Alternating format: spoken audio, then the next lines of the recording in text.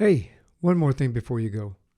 What do you do when your husband is diagnosed with terminal brain cancer? What happens when your vibration has been intentionally suppressed? How do you overcome the anger and the depression? Stay tuned. In this episode, you're going to find answers to those questions and more when we talk to a woman who was grateful for all the journey of grief that she and her late husband went on and how to empower yourself to live in a high vibration. I'm your host, Michael Herst, and this is One More Thing Before You Go, that thing about living an enchanted life.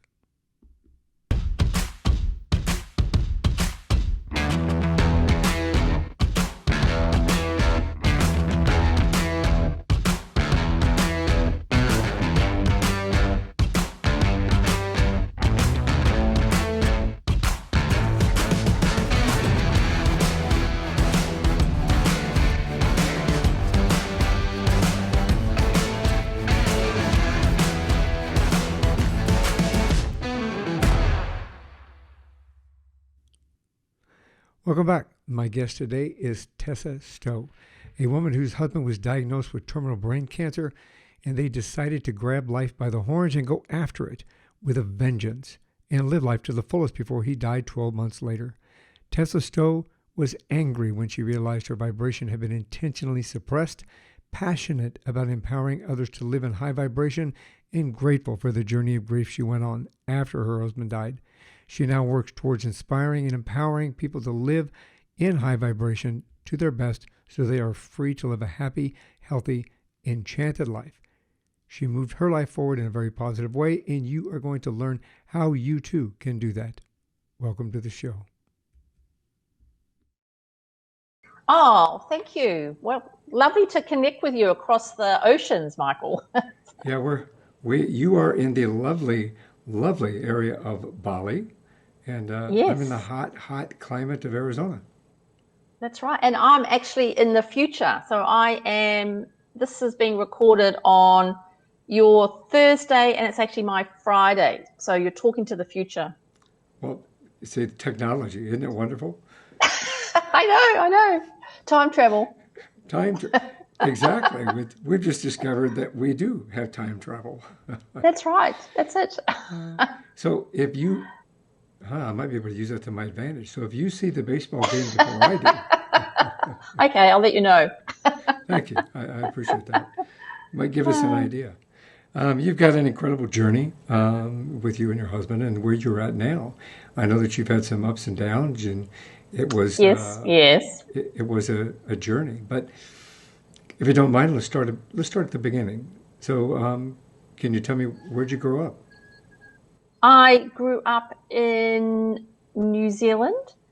I was born specifically in Lake Taupo in New Zealand, which is a beautiful area, and then we moved to Wellington, and I grew up there. And then I I always joke about this, but at the age of 21, my father threw me out of the country. And when I say he threw me out of the country, it was in a very nice way, because he said, "Oh, what are you going to do with your life, Tessa?" And I said, "Oh, I've got this great job," which I had a fabulous job. I said, "I've got this great job and I'll do that and that and that." And he said, "Tessa, you need to go out and explore the world." So like a bird, a bird flicking its, little chick out of the nest, my father just threw me out of the country. So I left New Zealand to go. I said I'd be back in 2 years to live, but I never went back. So, and I've had lots of adventures. One of the adventures, well, on my journey, I lived in all over the place, but ended up living in South Africa, where I met my husband, Mike. Well, I mean, obviously, going from New Zealand to Australia and then to South Africa, and then Oh no, I went from New Zealand. I went to the UK. I lived in the to the UK for UK. 3 years. So Wellington I is lived there UK, for 3 years. Oh no, I lived in Wellington. Wellington's in New Zealand. So then I New left New Zealand. Okay. Zealand, went to live in London. I lived there for 3 years, and then I left London, England, and I went to live in the Bahrain in the Middle East. So I lived in the Middle East for Wow. just over 3 years, and then from the Middle East, I then sort of a funny story how I got there, but from the Middle East, I then went to live and work in Johannesburg in South Africa. And I was there for 4 years, but I met my husband within a year and we got married. And then, but after South Africa, we then went to live in Sydney, Australia. So, Wow, diverse set of cultures. yeah, very diverse, which is absolutely fabulous. That's one of the joys of life. And some of the, well, I'm grateful for so many things, but living in all these different cultures, I've learned so much about people and living and life. And now that I live in Bali, which is a completely different culture again, but I just absolutely love it. I'm just constantly learning about how to live life, ways to live life, how we do things. There's no one way of doing things or thinking about things, or, I've learned to be very, very flexible and just to embrace what comes at me, really. I've been forced to, actually, because of, what happened with my husband in the end, really. We were talking earlier about, life comes along and you just have these little, well, they're not really nudges. They're more like thumps, because you're going along with your life and everything seems all hunky-dory, right? And then all of a sudden, thump, or like whack.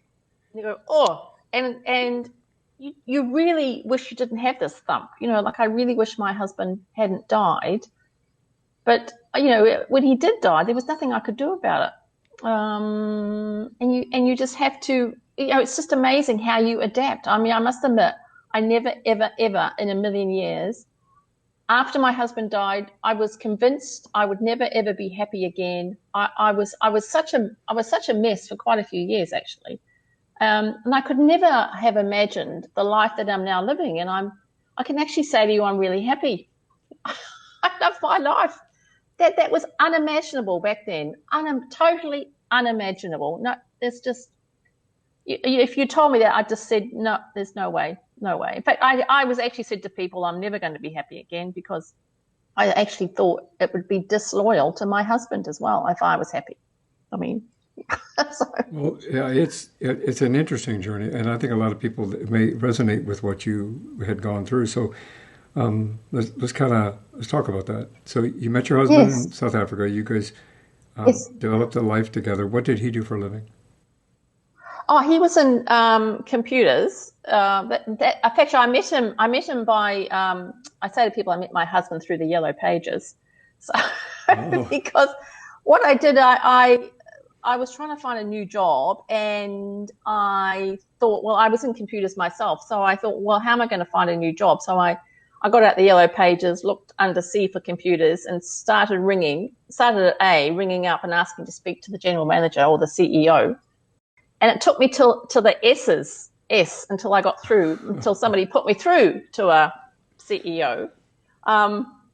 And he invited me in, offered me the job, and one thing led to another, and that's how I met my husband, Mike. So, and we were both, I was in computer sales, he was my manager, it's a bit of fraternizing there with the manager. But we'll say the universe put you there, right? So if you would have stopped at B or C or stopped at H, you never would have met him. Yes, right? That's right. I got all the way to S. I mean, most people would give up. Exactly. Exactly. It was meant to be. It was meant to be. So, do you guys have any children? No, we didn't have any children. But my husband, Mike, has 2 children from a previous marriage. I was actually his third wife. So he had wife number 1. We had 2 children. Wife number 2, and then I was wife number 3. So, and we were married for. Even though I was wife number 3, we were married for 27 years. So 27 years. Third time lucky. Third time's the charm. Congratulations on that for the 27 years. This day and age, unfortunately, and in my previous position in law enforcement, I was part of the domestic violence task force. So I saw a lot of dysfunctional family. So 27 years is a really good mark. And it wasn't all peaches and cream and roses and things like that. I mean, we had our bad times, but we although we had these bad times, we just fundamentally we loved each other. So that was it. So we worked through it. So I mean, we just worked through it. Just got through it. you have a Yeah. good, strong marriage when you know that you can work through your ups and downs and sickness and in health. And, Yes. you know, Yes. Literally I'm sickness and in health. Yes. oh, absolutely. I My wife is my second wife, and I was married before her. And if I would not have divorced my first wife, I never would have met my second wife. We've been together Yes. for 32 years this year. Oh, Well, we've been together wow. for 32 years. Fabulous. Yeah, married. We'll be this September. We'll be married for 32 years. So we've known each other a little bit longer than that. Wow. And I wouldn't have had the two wonderful daughters that I've got if I would not have divorced my first wife. So sometimes it's just not meant to be that way, you Well, know. that's right. Sometimes it's not. It's just I think it's really and it also depends on your age and maturity. I mean, like Michael was my first husband, but I was in I was engaged 3 times. I never quite got there. You know what I mean? We're So shopping. We're so shopping around. that's right. The first person I went out with or was serious with from age 18 to 25. We were madly enough, but total disaster if I think about it. If we'd actually gone through with it, because who we were back then, and who I was when I finally got married at age 30, totally different people, just different values, different outlooks, Absolutely. different goals, everything. So yeah, we evolve and we transition, just trying to work out who we are. So although I was engaged 3 times, I eventually married the right person. It's, that's good. It's a positive thing. Yes. It's it's a positive thing. So um, I know that he had terminal cancer. Do you Yeah, mind if we talk about brain that for a little cancer. bit? Brain cancer. Oh, yeah, no, I'm fine now. I can talk about it now. Whereas, I couldn't have had this conversation, a few years ago. I just couldn't. But now I can talk about it because I think of my husband now, and I just feel the love. I don't I don't feel the sadness. I just feel the love and the joy. So absolutely, we can talk about it. You know, cancer is a bad word, Hmm. and what it does. We're both familiar with cancer. I can share with you. I lost my father when he was only 39 years old. I was only 17 to cancer. I lost my Wow. stepfather to cancer. I Wow. lost two grandparents, three cousins, two uncles. So cancer is a bad word in our family. Um, with your husband, Mike, Mm. it's a great name, by the way, Michael, Mike. Yeah, I will never forget your name, Mike. Yeah, so you picked a good one. So he had a good name. Yeah. um, the did you have any symptoms? What did you guys notice? Something headaches or something that led up to it? Because I know he had by the time he was diagnosed, it was terminal. So were there any symptoms beforehand? I suspect there were symptoms, but knowing my Mike, he was really good at hide. He would have hid them. So no, what actually happened was it was a beautiful. I remember it was a beautiful sunny day, and we always had this ritual. We were living in Brisbane at the time, or Redcliffe, and we had this ritual at about 10 o'clock. We would have a cup of coffee on the balcony because he had his office at one side of our apartment and I had mine on the other. But at 10 o'clock we'd have coffee, so we'd meet on the veranda and have a chat. So that was like a ritual that we had. So um, what happened is we were having this coffee, and my phone rang, and it was a couple who was the wife of a friend who'd just had open heart surgery, and she was ringing to say thank you. We'd sent them a card and just been contacting them, and so she said she was just ringing to say thank you. And Mike asked how he was doing, and he said, "Oh, she said he's got this real pain, when he coughs or laughs or anything like that." So what happened was Mike had about the year before that had open heart surgery, and he had this hug pillow. So he said to me, "Oh, Tessa, we should really go around and give them the hug pillow because it would really help his pain." So I said, "Okay." So I said, "I just got to finish something that I was halfway through, and then we'll go." So what happened was I finished what I was doing, and Mike went round to sort of find Mike, and he was lying down in the bedroom.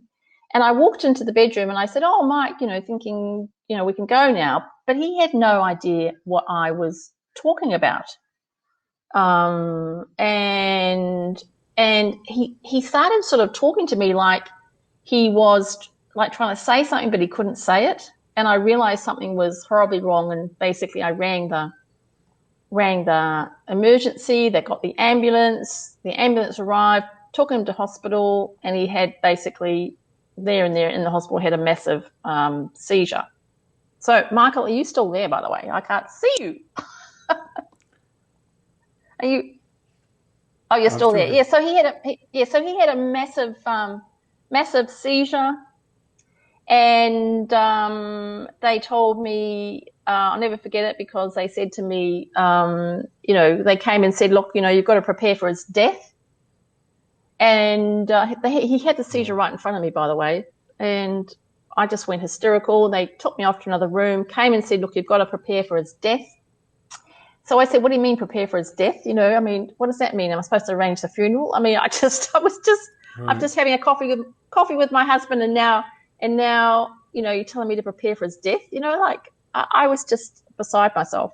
So anyway, that they put him on life support, and everything else, and they said, because we had this agreement that if do not resuscitate, did not want to be a vegetable. So I kept saying he doesn't want to be a vegetable, do not resuscitate. And they said, well, we still don't, no, we're pretty sure he's dead, but, we just got to, check, so, Right. so It's always good to check. Yes, that's right. So they put him on life support, everything else, and got him into the intensive. At about 1 o'clock, I went home, had a quick shower, came back. And at about 7 o'clock in the morning, they said, look, we're going to take him off life support. Because I was in there with him on life support, and it's just horrible, just all these tubes, and it's, it was horrendous. And so while they were taking him off life support, they said, look, it's best if you just go and wait in the waiting room. So the whole expectation was they'd take him off life support and there was no life, right? So after a while, they bring me out of the waiting room, and I walk into the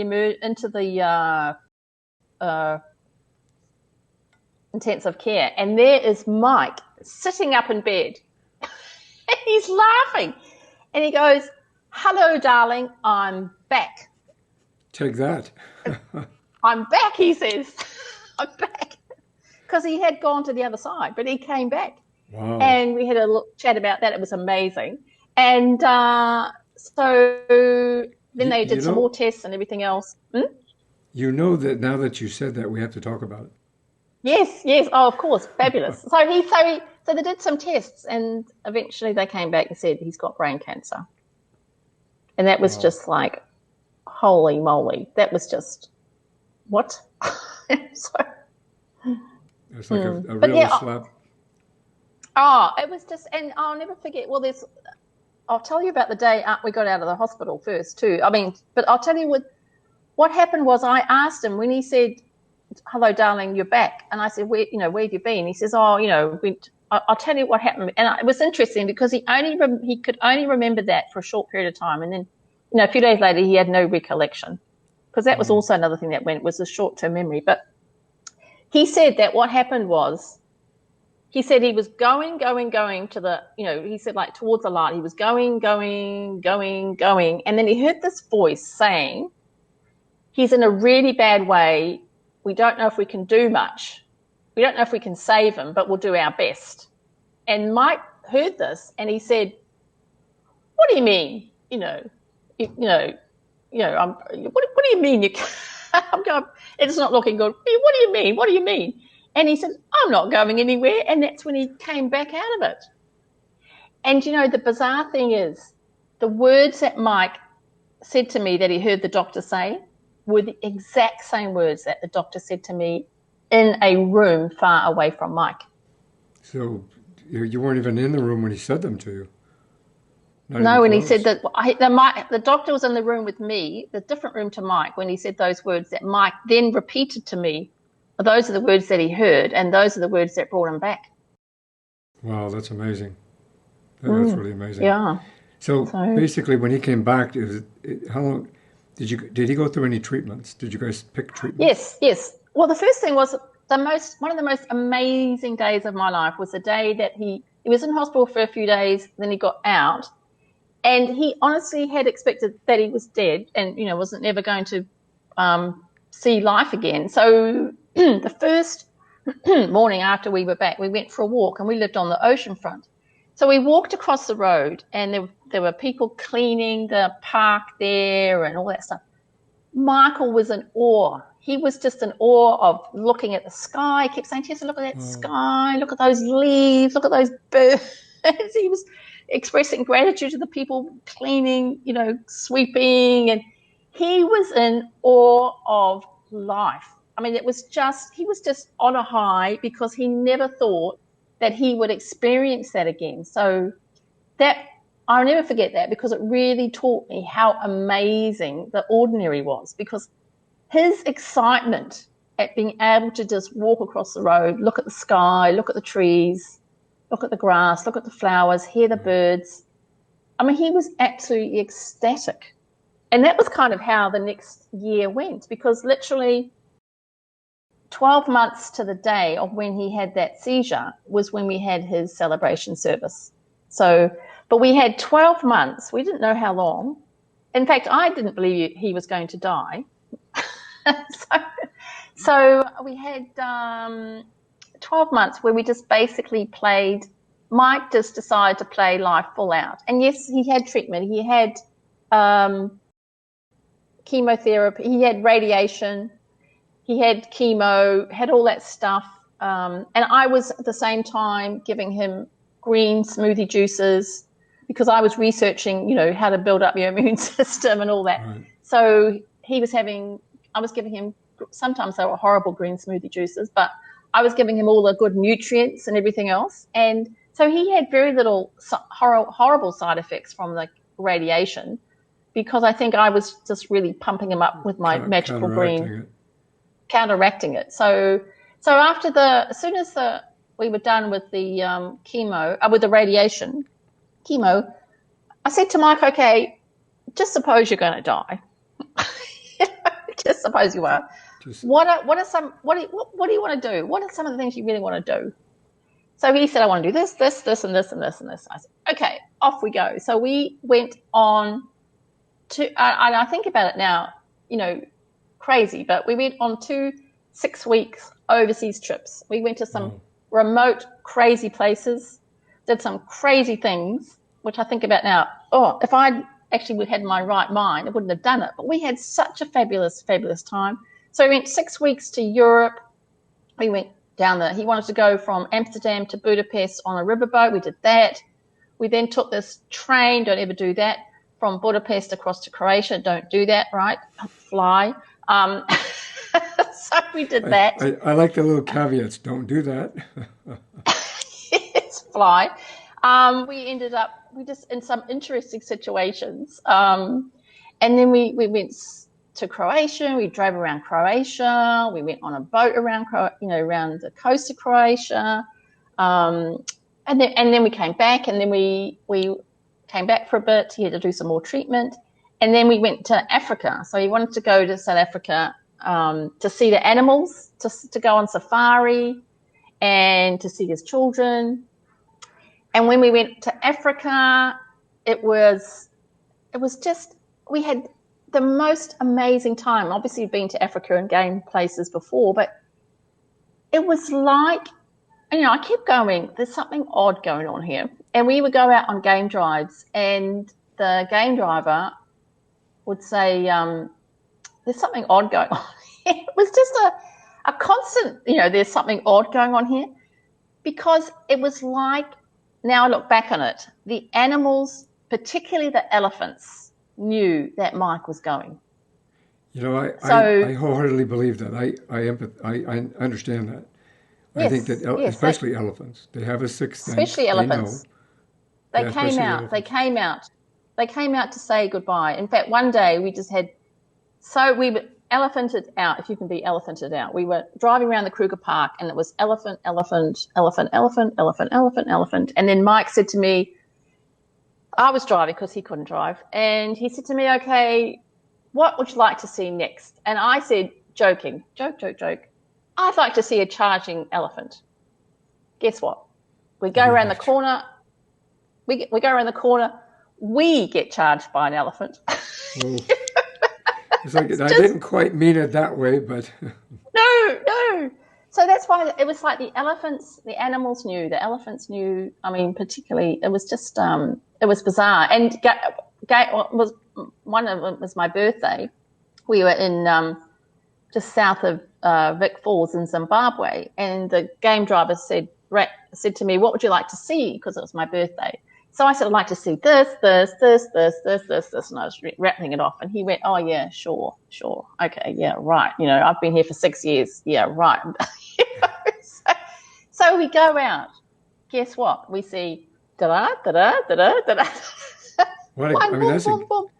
That's a gift. I mean, that's amazing. That's a gift. That Yeah. really. I mean, he connected with the universe. And in connecting with the universe, it allowed him to be able to experience the things he wanted to experience in a very unique way. Yeah, that's pretty cool. Yes. Yeah. Oh, he was totally connected, and just even when he was dying, went through the dying process. It was when we came back from Africa. Within a week, he'd had another seizure, and then he started 6 weeks until he died. And he had 1 foot on one side and 1 foot on the other, because some of the things that happened and some of the things that he said was just like, what? Where did you get that from? You know what I mean? Right. Now, I know you said it was like the saddest and the funnest year. I know funnest is not technically a word, but we're going to use funnest. I make words up. It was. It was the funnest. We had so much fun. Because we just squeezed every opportunity out of life and just embraced it, and everything, including just having a cup of coffee on our balcony, or we just had so much fun because we realized that it was limited. I mean, the irony of it, Michael, is life is limited, but we don't, and we kind of know it, but we don't know it. We don't live it. Right. But because Mike was dying, we just knew it, and it just, once you know it, you just change the way that you live your life, because there's no guarantee of tomorrow. It gives you a new perspective on life and death. Totally. So every day, so I have got so much. I think from what I've been through, I've been given all sorts of gifts, but one of them is I've just got this huge sense of gratitude. And I've got such gratitude. I mean, such gratitude for just where I live now in Bali. That's another story. I've got such gratitude for all the plants and the animals. There's lots of insects I have lots of ants running around. I'm just so grateful for everything. And if you looked at me back in my corporate days, I wasn't this person. I suffered from what I call busy sickness. I was so busy. And Mike would say, "Oh, Tessa, you need to stop and smell the roses." And I'd go, yeah, right. Yeah, I'm just a bit busy right now. I'll come back to it, No, it's a cliche, but it really is a cliche. But people, I think especially this last year and a half with COVID, I think people the new normal has changed. Everybody keeps saying we got to get back to the normal. But what if that pause that came about last year allowed people to understand that I don't need to spend an hour and a half in traffic every day fighting traffic to go to work, and then 8 hours in an office, in a stuffy office with all this noise and everything else that goes along with it, and then another hour and a half home. It's exhausting. And it allowed people, I think, an opportunity, in spite of the tragedy of loss and everything that went along with it. It gave an opportunity for a reset and for people to understand that you really need to take and smell the roses, stop and smell the roses. Absolutely. Because the irony about roses is, when you say, "Oh, I'm going to come back to smelling the roses," it's like I haven't got time, say, for my children. I'm busy. Right. Well, the thing is, like with a rose is only around for so long. So you might just be busy and say, "Okay, now I'm ready to smell the roses." But the rose isn't there. it's like with my husband. I've got lots of regrets and if onlys and all that stuff because that all comes part of the grief process. But I was busy. Sometimes I was too busy for him. Do you know what I mean? But Right. and now I've got time, but my husband isn't here. So we just think, oh, we'll be busy, and then I'll get around to it. Well, maybe it's not there for you to get around to. So yes, and so I think this last year and a half has been amazing. It's been terrible, but it's also been amazing. It's like me saying that last 12 months with my husband was the funnest, saddest time. So, which it was both. So right now with what we're going through still, it's terrible, for what it's doing to a lot of people. So it's terrible, but in that terribleness, there's also amazing seeds. I mean, I've learned so much about myself and so much about my purpose and I've, in life through what's happened over the last 18 months. Like I thought, for example, that after my Mike died and I went through a bit of a big downer really, eventually crawled back up. I was tricked by my grief counsellor. That's what got me out of it really, but I started getting me out of it. But I then focused on happiness and I discovered that happiness is a superpower that you can acquire. So I just thought, wow, this is amazing. And I really got focused on inspiring and empowering people to acquire happiness as a superpower. And I thought that was it. Once you've got happiness as a superpower, you're all set. But what's happened in the last 18 months, I found out the missing piece because I did some, course to do some research, look at things, and I realized that we can have happiness as a superpower, but which affects our vibration, but what also affects our vibration is what we consume through our eyes, our ears, our mouth, our nose, our skin. And if we're consuming, low vibrations through those, you can have happiness as a superpower, which is all fabulous, but you're going to be dragging yourself down. So I discovered that, or shall I say it came to me in the last 18 months by doing some research as a consequence of what's going on. So that was kind of like, the missing piece for me, which is how I ended up with, living in high vibration. So you are free to live a happy, healthy, enchanted life. So I'm grateful for everything that's happened. And I'm grateful for all the horrible stuff as well. Horrible stuff teaches us to appreciate the good stuff. Well, precisely. And I wouldn't be who I am and I wouldn't be, living here. And it's just like we're on different, chapters in our life. And you have to sometimes let go of a chapter, even though you don't want to. It's like you really don't want to. So you have no choice. When did Mike pass on? He passed on Sunday, the 17th of November, 2013 at 5:52 p.m. to be precise. Oh, so you really have that down. So when did you embark on this journey of overcoming your grief and moving forward in your life? How did that come? I know you learned a lot of stuff along the way in dealing with his death, but did you move on right away? Or I think we talked earlier before we started about going to the dark side. Yes, no, it took me quite a while. And so when he died, they offered me grief counselling. And I said, no, I don't need grief counselling. I can do this all by myself. And then on 5 months to the day of him dying, literally 5 months to the day, I had a complete and utter meltdown. And somebody said, oh, you need... I think you need grief counselling. And I said, oh, I think that's a good idea. So I started having grief counselling, and it was fabulous. But grief counselling is, and I talked with my counsellor about this. There's no point in having grief counselling unless you want it. Otherwise, it's not going to work for you. And then when you really do need it, you've got to say no to it. So I started having grief counselling, and at the stage I was having grief counselling, I was a real mess. I'd been really sick. I'd had shingles on my eye, which you can go blind from, which is quite serious. I'd had bursitis on my shoulder. I couldn't even move my arm. was drinking a lot. I would just drown my sorrows. 5 o'clock would come and I go, okay, it's time for a wine. And I thought, well, if I could just drink enough, I'll just pass out and, hopefully I won't wake up. So I went through that. I was just really sick. I had no energy. I was just super depressed. Didn't want to live. And I thought I'd never be happy again because I'd be disloyal. But I kept going to the grief counselling because she was so good, because I could say the most ridiculous things to her. She'd never try and tell me I was stupid or analyze me or anything. I'd just talk. So she was just fabulous.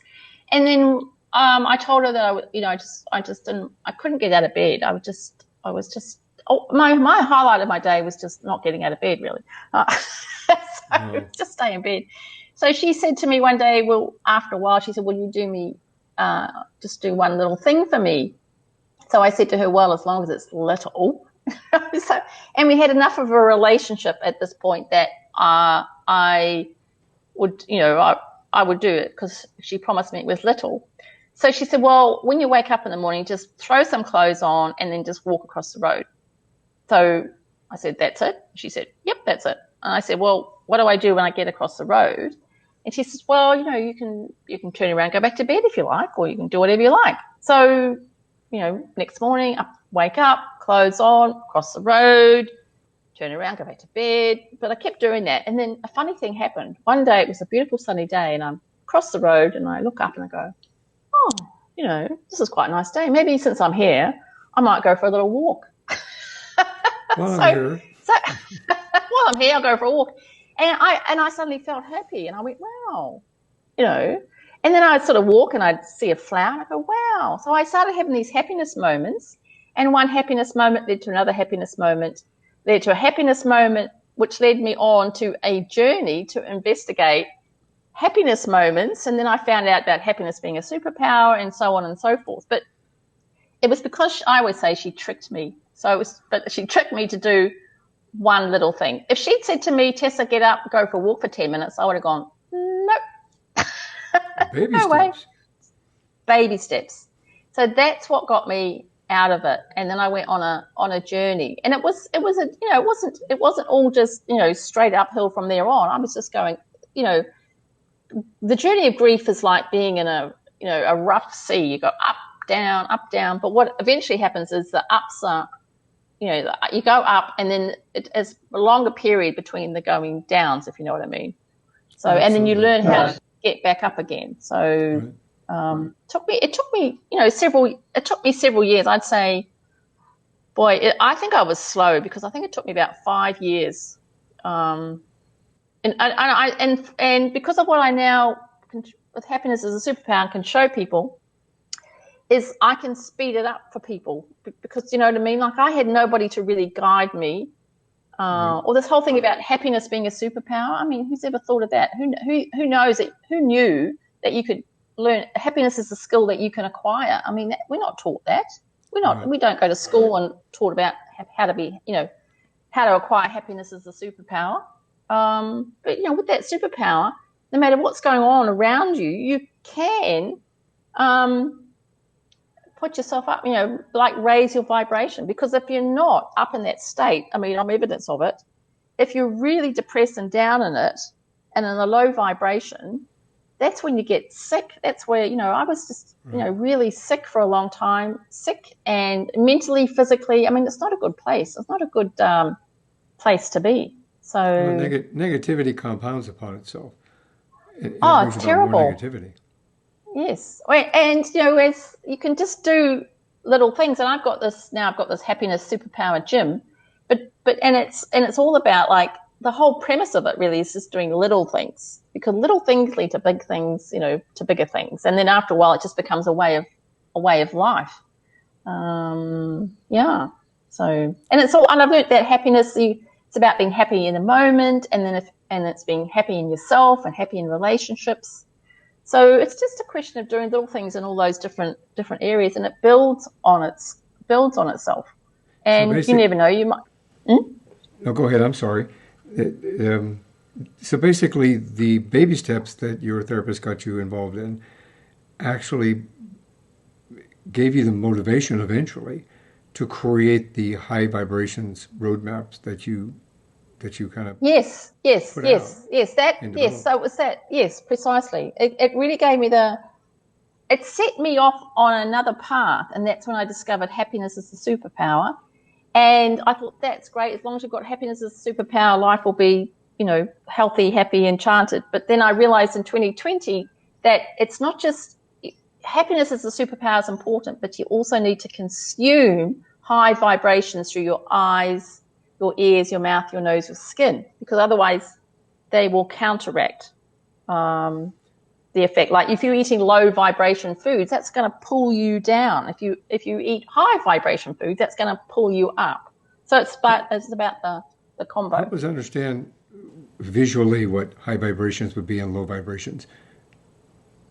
Right. So high vibration is basically, well, it's kind of like when you're feeling those emotions, for example, of joy, gratitude, excitement, enthusiasm, appreciation, or all those sorts of things. Whereas those are all kind of low vibration emotions, for example, a high vibration. Whereas low ones are anger, judgment, sadness, depression, all those kind of ones that kind of like, drag you down. So see, and the whole thing that's really important with vibrations is what it does to your body, because when you have your body, you're in your body's in two states. One is what's called, the survival state, and one is called, well, I call it the living in, the happy, healthy, enchanted life state.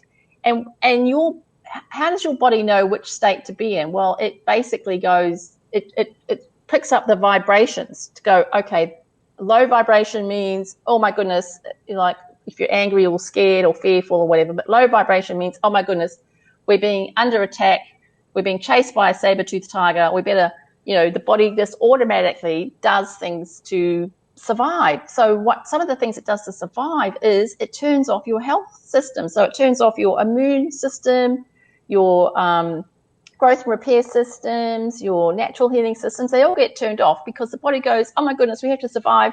Those things aren't right now a priority.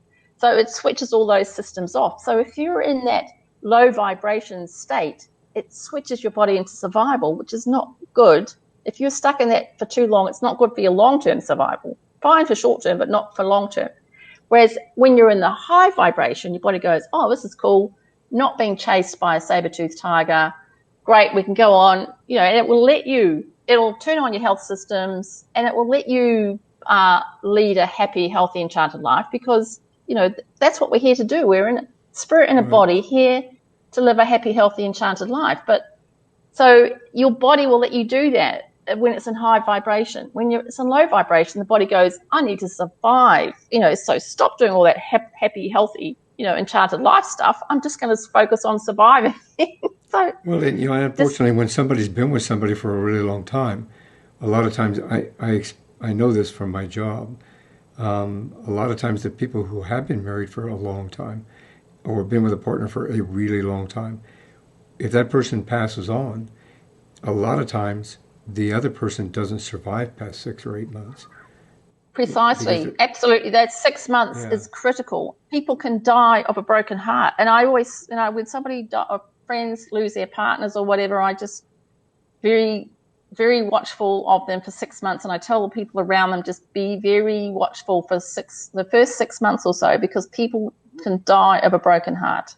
It's a known medical phenomena. They can either die from a broken heart or they'll kill themselves, actually, to be blunt.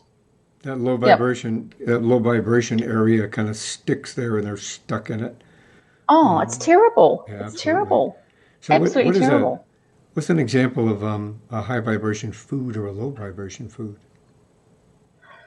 High vibration food is anything like natural, like beautiful, natural, unprocessed fruit, fruit, vegetables, just what's out in nature, what we've been given. Definitely that's high vibration, whereas low vibration, processed. Just think of processed fast food, you just go to a supermarket and anything that's processed, got chemicals, that's just low vibration. So, and you feel it when you eat it. When you eat that sort of Right. food, you just feel, so it's just, so a good yardstick is just natural, just go natural. And I'm lucky here in Bali because on a Saturday I go to a farmer's market. The farmers have, come in with their beautiful fresh fruit and vegetables, and it's just, I'm just so lucky Yeah. here having I all think of that. I think we need to move to Bali. I I I can look, I recommend it. 100% can agree with you in regard to, I mean, all of those aspects and all those principles because it's something that I think I've learned to live with on my side. It's helped me. I'm strictly organic, and I do whole food. I'm vegan. Great. I don't use Makes a dairy difference, products. doesn't it? It's huge. Oh, it does. It makes a huge difference, especially with managing my rheumatoid arthritis and helping me through my. Oh gosh. Actually, it amazed my surgeon because both surgeons, because I have two different surgeons for different areas, but I healed and on the average 5.5 weeks sooner than the average person. And when I left the hospital, I actually wasn't on any narcotics. Oh, you Fabulous. got to stay Yes, ahead of it, got to stay ahead of it, got to stay ahead of it. To me, that's just blocking, is masking it. So, but it's precisely. Let food be thy medicine. That's it. Let food be thy medicine. And that's absolutely. just huge, huge. Yes. So mentally and physically, as well as Mm. nutritionally, then people should learn to change their vibration. And if they're going through what you went through, a loss, I think that would, even though I realize it's very difficult because I've experienced loss myself in Yeah. many forms, family, friends, colleagues. It is difficult to stay in a high Oh, vibration. So, oh, what it would you is. It's recommend? baby steps. Baby Baby steps. steps. Well, baby steps. But you can talk about, but I've got this living in high vibration roadmap that people can get at lhvroadmap.com. That's lhvroadmap.com. I just get that because it's just, again, it just gives you a roadmap, like a happiness superpower roadmap. Um, it's starting. I think and it's being in awareness. And when you're in the depths of grief, the other thing is when you're in the depths of grief, it's hard to get yourself out. But and so that's why it's so important just to have these little baby steps. It's like if I'm feeling really awful, I know it's just I can just go into fortunately here in Bali, I can just go into my garden and just look at the flower, look at a flower, be in nature, take a bit of a nature bath. Just do something really little. And I think that's the thing, is to get yourself to do something little, and preferably in nature. Nature is so amazing because to me, nature is jumping up and down because it's got so much joy and happiness it can give you, and it wants to give you, and it's jumping up and down, going, hello, hello, I'm here, and we just kind of in our life we're so busy or whatever, we just walk right past it. So it's just it's really all available to us, but we've just get into the habit of actually being aware of it, and just doing little things. But if you're going through tragedy, it's just, I get taken out. Last year I was 3 months. Here I am, the happiness superpower person, but I was just last year with what was going on in the world. For 3 months, I was just I was angry, I was sad, I was depressed. I went through a really, a huge roller coaster last year because I started doing Right. research and finding stuff out, and finding stuff out about the vibration of what we eat and the music we listen to and what we watch. And I thought, I've got angry because I thought, why haven't we been told this? Why aren't we told this? Why I, aren't we I told think this about? Do you know I what I think mean? the health practitioners don't want you to know about it, to be honest. I mean, that's just my personal Yes. opinion. I think, Oh, unfortunately, the grief is a business. yes. It's a business, and they rely on you to be in grief because then it supports part of that business. This is my own personal opinion. Um, I think that they don't allow people to grieve the way they should be allowed to grieve, which means there's no time limit, number one. Absolutely no time limit. And there's Right. no time limit, and there's no specific way of grieving either. Correct. I think Yes. that, yeah, it's individual. Yes. Societal rules say, well, it's like when you're born. You're born, now they give you 12 weeks. If you have a baby, you've got, here in America, you've got 12 weeks that you can stay home and take care of your kid, your baby, you buy a new baby, you celebrate life. You can be with that child during that time period. But death, you get 3 days off. And you're expected to go right back to work, go right back to, the same routine, the same every day. It's just not possible, because one of the things that happens too with grief, well, and it's not just, when we talk about grief, it's interesting because people think of grief as, death. So they associate grief just with death. Somebody's died, therefore you're grieving, and that's, what it is. But there's grief takes so many forms. And I think personally, right now, just about everybody in the whole wide world is grieving, because they're grieving the loss of the life that they thought what they had. They're grieving all the things they took for granted. They're grieving, could be job loss, and people grieve the loss of a relationship. People grieve the loss of a job. So there's grief. It's the same process. It's essentially the same process, but there's just different types of it. And the thing is, when you're grieving, your body goes into that survival mode, because literally you are, as we talked about, you are survival. You can die from it, and it's like a stress. And the other thing is sorry, I've just got a cat walking out. I'm thinking, who's that? It's not even my cat. Sorry.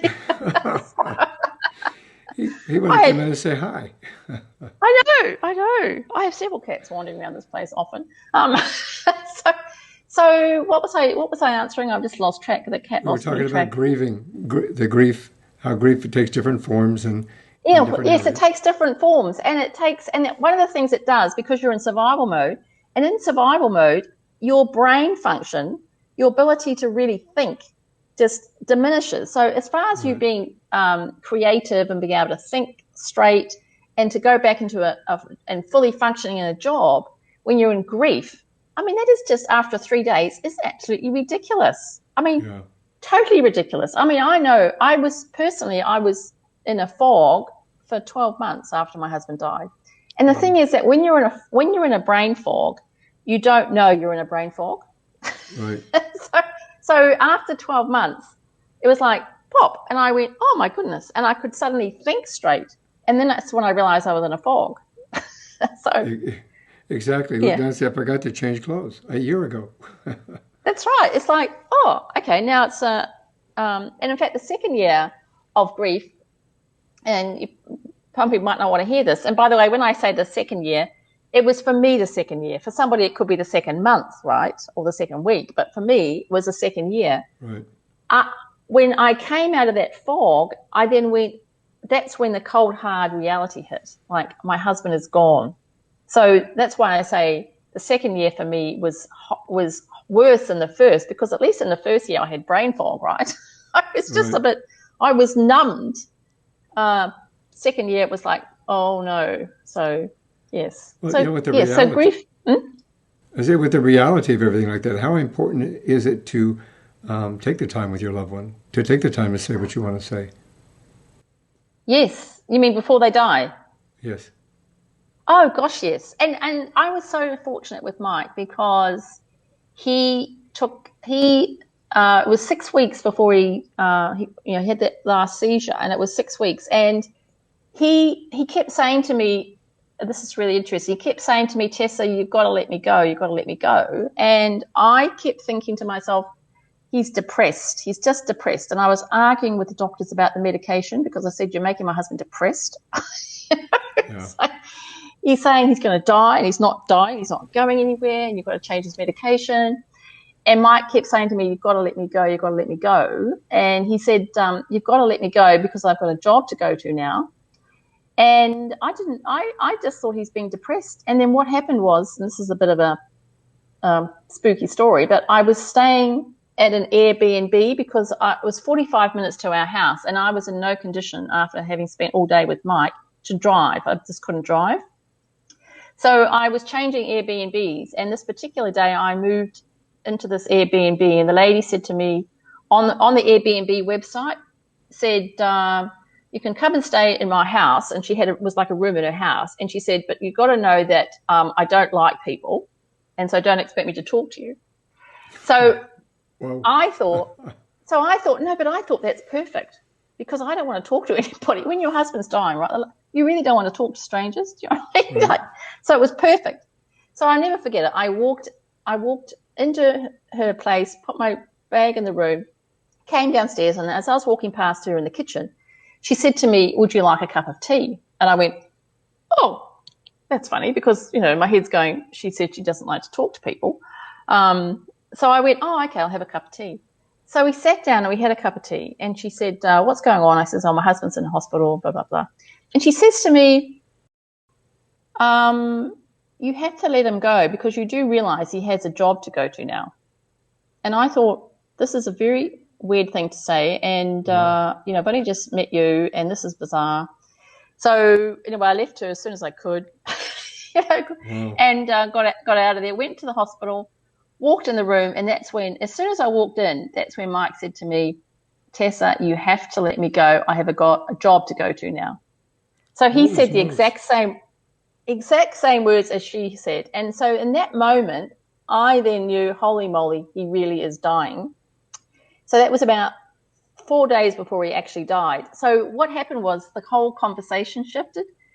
Because I actually knew he was dying, I absolutely knew it, as opposed to before being in total denial. And by the way, I was still smuggling those green smoothies into the hospital to give him, by the way. Good for you. To give him. I was giving him those green smoothies, and vitamins too, until the doctors took away the vitamin tablets. Damn doctors. I know. So I was determined. But as soon as I realized that he was dying, the whole conversation changed. So we had the most amazing conversations, because I knew that he was going. And because he knew that I knew that he was going, we could talk about stuff. And we said a whole lot of fabulous, fabulous things. And I just treasure those days and the things that he said before he went. And it was so beautiful. But the other thing, Michael, is that when Mike went, all that went was that his soul left his body. So Mike is still around. Do you know what I mean? Like, he's still around. So I've had so many signs from him after he left. So many signs that, you could say, oh, 1 or 2 is a coincidence, but I've got so many. So although Mike physically is not here, he's still around. So I can still have conversations with him. So yes, I had a lot of conversations with him, thankfully, with when he was with his body, and we had those things, because thankful to that lady in the Airbnb. But I've also, can keep having those conversations. I think that's amazing that you had a message given to you 2 times away from him, that he said the exact same thing. Yes, that's sorry, Michael. I have never realized that before. It was 2 times. Yeah, it's very unique. That's kind of cool. Well, he was often, there's a couple of other incidences when he was floating, before he died, he was floating out of his body and could tell me what I'd been doing. So the dying process is, in fact, it's not just the dying process. We as human beings are so powerful. And that's one of the things I'm passionate about, is that we are so much more powerful than we're led to believe. We can do so much more than we're led to believe. And that's why, for me, it's when you're living in high vibration, that's when you have access to these superpowers. Right. Basically. Yeah. And yes. So. Well, speaking of high vibration, let's talk about how somebody can guide you and get in touch with you in regard to your unique living in high vibration opportunities.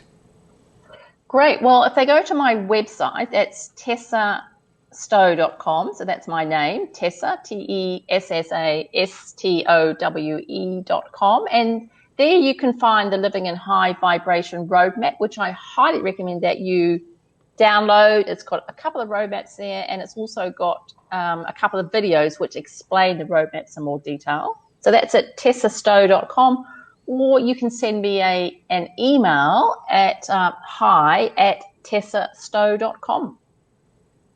That's outstanding, and I'll make sure I have all of those things in the show notes as well for easy access for people to get in touch with you. Thank you. In regard to this. Listen, I want to thank you very much for sharing your journey with us today. I really appreciate, and I'm really happy that you connected with me, that we have made this. Me too, yes. Across the world, basically.